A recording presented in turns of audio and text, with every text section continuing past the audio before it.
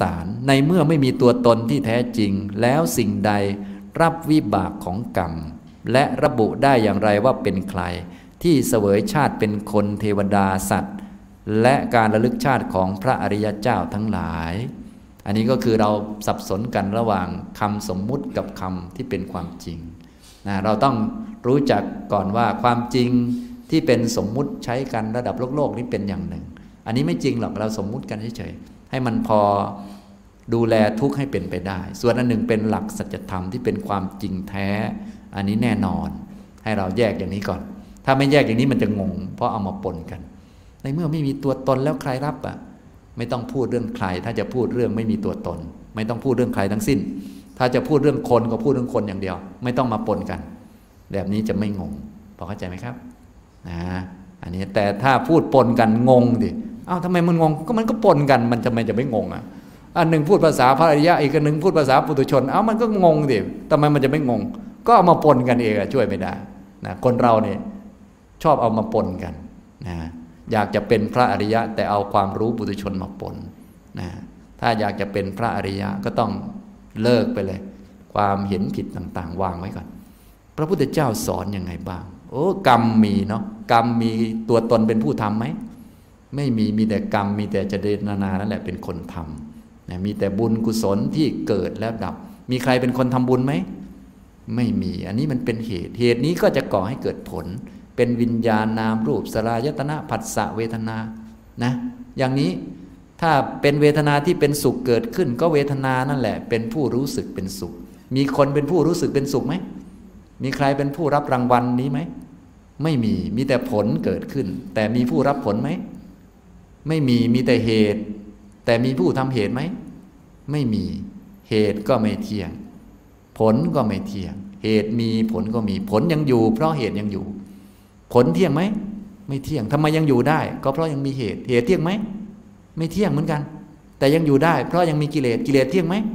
ไม่เที่ยงทำไมยังอยู่ได้ก็เพราะมีเป็นวงกลมอยู่มันก็เลยวนอยู่เป็นวัฏฏะสงสารแต่มีคนไหมสักคนนี้ไม่มีนี่คือภาษาสัจธรรมเป็นการวนเวียนไปของกองทุกข์ล้วนๆไม่มีคนเลยสักคนไม่มีผู้สร้างเพราะมีผู้สร้างแล้วคืออวิชชาเพราะอวิชชาเป็นปัจจัยสังขารทั้งหลายจึงมีไม่ต้องมีพระเจ้าก็ได้เพราะว่ามีอวิชชาก็สร้างสังขารได้สังขารก็เป็นปัจจัยให้เกิดวิญญาณนะสังขารก็เป็นตัวสร้างให้เกิดวิญญาณไม่ต้องมีตัวตนอะไรก็มีของมันแล้วไม่ต้องมีใครไปแทรกเพราะเขาทำหน้าที่ของเขาเรียบร้อยแล้วไม่ต้องไปเสนอหน้าหรือว่าไม่ต้องไปถือนั่นถือนี่เพิ่มถ้าจะยึดก็มีอุปทานเป็นคนยึดแล้วตัณหาเป็นปัจจัยให้เกิดอุปทานจำเป็นต้องมีคนยึดไหมไม่จำเป็นแค่มีอุปทานก็ยึดได้แล้วจำเป็นต้องมีคนรักนั่นนี่นั่นไหมไม่ต้องแค่มีตัณหาก็รักได้แล้วติดข้องได้ไม่ต้องมีเราก็ได้ตัณหามันเป็นความติดข้องสุขทุกข์ก็เป็นความรู้สึกเป็นเวทนาไม่ต้องมีใครเสวยก็เวทนานั่นแหละเสวยอยู่แล้วนะเป็นผู้รู้สึกอยู่แล้วมีใครเป็นผู้เห็นผู้ได้ยินก็ไม่ต้องมีก็มีวิญญาณเป็นผู้เห็นผู้ได้ยินเป็นผู้ผัสสะอยู่แล้วเนี่ยก็ทุกอย่างก็ทำสมบูรณ์ของมันแล้วเลยคนเลยไม่ต้องมีนี่ภาษาระดับสูงแต่ระดับคนธรรมดาเพื่อสื่อสารกันทางโลกให้เข้าใจก็จะมีคนบ้างอะไรบ้างเนาะก็เป็นสิ่งที่เรียกว่าสมมุติกันนะฉะนั้นเวลาเราเรียนเราก็เลยต้องเข้าใจอย่างนี้พอเข้าใจแล้วก็จะไม่งงต่อไปว่า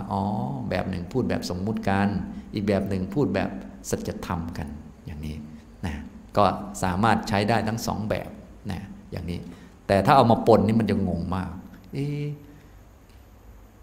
ทำกรรมถ้าไม่มีคนแล้วมันจะเลือกคนถูกได้ยังไงก็ไม่มีคนอันนี้ก็คิดแบบคนมันก็เลยจะเป็นบ้าแบบคนนี่แหละคิดแบบคนจะเป็นบ้านะเพราะมันมั่วๆอยู่นะอย่างนี้แท้ที่จริงไม่มีคนไม่มีใครมีอำนาจบังคับบัญชานั่นแหละกระบวนการแห่งวัฏฏะสงสารมันจึงเดินไปได้นะบุญก็เลยส่งผลเป็นความสุขได้แต่ถ้ามีคนเดี๋ยวก็ไปติปบุญติปเอาบาปไปนะ ทิปบาปได้บาปก็ทิปขอทิปหน่อยเอาบุญเอาความสุขมาให้หน่อยนะเดี๋ยวใต้โต๊ะอีกอะไรอีกพอมีตัวตนก็มีเรื่องปัญหาเยอะแยะทำให้เป็นแผนกก้างขวางคอของวัฏฏะสงสารเขาแต่ไม่มีตัวตนมันดีแล้วไม่ต้องมีใครมาขวางอะไรมันก็เป็นไปตามเหตุเงื่อนไขของมันแล้วนี่มันเป็นอย่างนี้นะถ้ามีตัวมีตนก็จะเหมือนเราเนี่ยที่มีตัวตนอยู่ทำให้ระบบยุติธรรมก็ดีอะไรก็ดีนะอย่างคนที่นะคุณอะไรนะเป็นศาลใช่ไหมนะถ้ามีตัวตนขึ้นมาเนี่ยเขาก็นะขนมค่าขนมนะอย่างนั้นลองคิดดูถ้าวัฏฏะสงสารมีตัวตนขึ้นมาค่าขนมเนี่ยพอมีเรื่องคนมาเกี่ยวข้องกันไหมนะกฎหมายก็ชักยังไม่เป็นกฎหมายยุติธรรมก็ชักจะไม่ค่อยยุติธรรมแล้วแต่ว่าวัฏฏะสงสารเนี่ยมันยุติธรรมเสมอมันเป็นอย่างนั้นมันไม่มีใครที่จะไปให้นู่นนี่นั่นอะไรมันได้เพราะไม่มีตัวตนอย่างแท้จริงส่วนความรู้สึกหรือความเห็นผิดว่ามีตัวมีตนอะไรต่างๆนี้เป็นแค่ความเห็นผิดที่เกิดเป็นครั้งเท่านั้นเองมันจึงเปลี่ยนวัฏฏะสงสารไม่ได้เพราะมันไม่มีจริงนะพอเข้าใจไหมครับฉะนั้นพวกเราก็เลยเนี่ยหลงผิดอยู่อะไรอยู่นึกว่าตัวเองสามารถเปลี่ยนนั่นได้สามารถเปลี่ยนนี่ได้แต่จริงๆเปลี่ยนได้ไหมครับไม่ได้เป็นแค่ความเห็นผิดเท่านั้นเองนะพวกเราก็เลยคล้ายๆมีลักษณะเหมือนไก่โง่รู้จักไหมครับไก่โง่ก็คือไก่เนี่ยมันจะขันตอนเช้าเพราะว่ามันคิดว่าถ้ามันไม่ขันเนี่ยดวงอาทิตย์จะไม่ขึ้นจริงๆไก่มันคิดอย่างนั้นมันก็เลยพยายามตื่นมาขันทุกวันไปวันไหนไม่ขันหรือมันป่วยขึ้นมามันจะรู้สึกผิดมากโอ้มันพยายามมากมาขันทุกวันเพราะว่าถ้าไม่ขันดวงอาทิตย์จะไม่ขึ้นเป็นตายยังไงก็ต้องมาขันให้ได้และเรายิ่งใหญ่มากเพราะพอเราขันปุ๊บดวงอาทิตย์ขึ้นทุกคนก็ตื่นขึ้นมาทำงานหากินเลี้ยงควายเลี้ยงวัวมันก็ภูมิใจมากในการขันของมันเพราะว่าทำให้ดวงอาทิตย์ขึ้นผู้คนก็ทำมาหากินได้ไก่ตัวนี้เป็นไงครับเจ๋งไหมครับโง่ชิบหายเลยนี่แหละเนี่ยพวกเราก็จะเป็นอย่างนี้อยู่เนี่ยพวกติดสมมุติเป็นอย่างนี้อยู่เนี่ยเป็นไก่โง่นี่แหละเนี่ยคือถ้าไม่มีมันคนอื่นจะอยู่ไม่ได้เลยนะเราเป็นเจ้านายอยู่บริษัทเนี่ยถ้าเราไม่ไปเนี่ยมันเดินไม่ได้นะงานที่บริษัทเนี่ยเราจะคิดอย่างนั้นเลยแท้ที่จริงแล้วถ้าเจ้านายไม่ไปบริษัทเนี่ยทุกคนเดินได้สะดวกมากไม่ต้องห่วง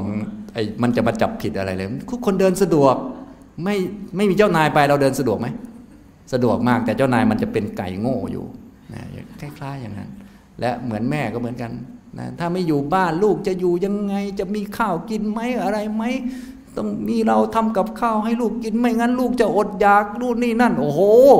นี่ก็ไก่โง่อีกแล้วแต่พอแม่ไม่อยู่บ้านลูกมันต้มมาม่ากินสบาย